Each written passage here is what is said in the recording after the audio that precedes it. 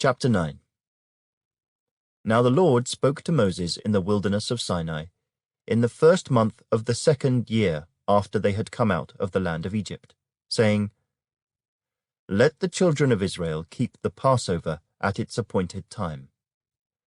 On the 14th day of this month, at twilight, you shall keep it at its appointed time.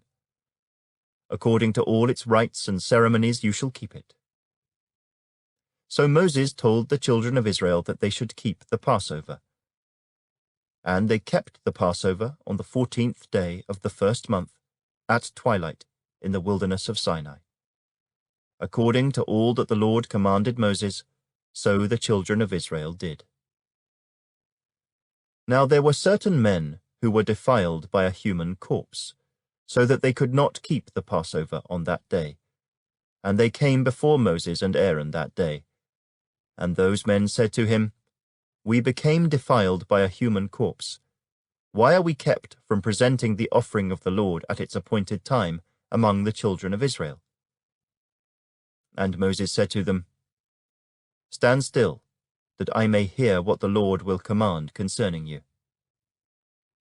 Then the Lord spoke to Moses, saying, Speak to the children of Israel, saying, If any one of you or your posterity is unclean because of a corpse, or is far away on a journey, he may still keep the Lord's Passover.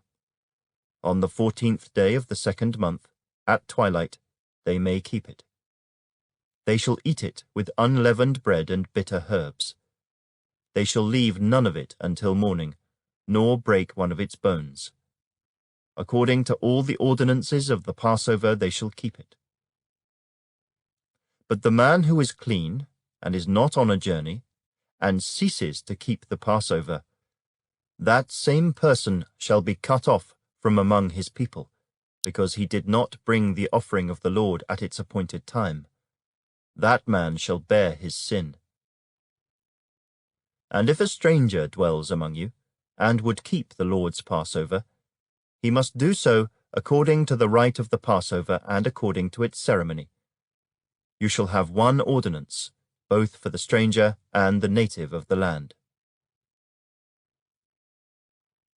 Now on the day that the tabernacle was raised up, the cloud covered the tabernacle, the tent of the testimony. From evening until morning it was above the tabernacle like the appearance of fire. So it was always. The cloud covered it by day, and the appearance of fire by night.